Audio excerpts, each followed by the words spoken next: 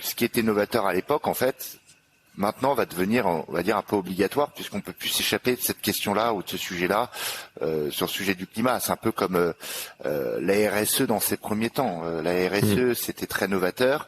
Beaucoup de structures disaient, en fait, ce n'est qu'un poste de coût, ça sert à rien. Alors il y a encore malheureusement des structures qui raisonnent comme ça.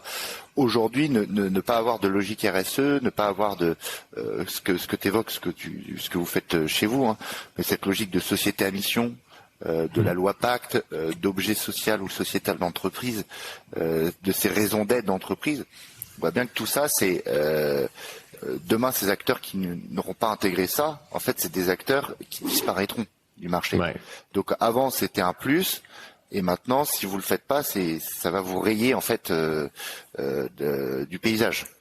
Je suis assez d'accord, c'est-à-dire que les prémices, c'était on fait un peu moins mal, on essaie d'être un peu moins néfaste, en tout cas on essaie de limiter certaines externalités négatives. C'était un peu défensif dans les premiers temps. On s'est convaincu comme toi qu'il faut que ce soit offensif, stratégique. Au risque de disparaître en fait. Et aujourd'hui, tu as besoin d'intégrer ça vraiment dans le moteur de ta boîte et de ton modèle économique.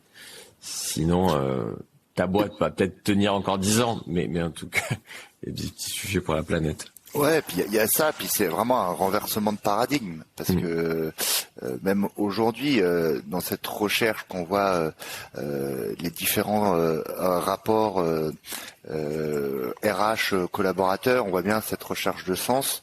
On voit bien aussi le fait de pouvoir mettre ses talents au profit de projets à impact.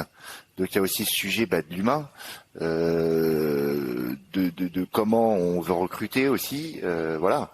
Donc il y a ça, et puis comme nos activités économiques, en fait, elles créent des impacts sur l'environnement, mais en plus on dépend de l'environnement sur beaucoup d'activités économiques, ne serait-ce que par les ressources naturelles et les matières premières.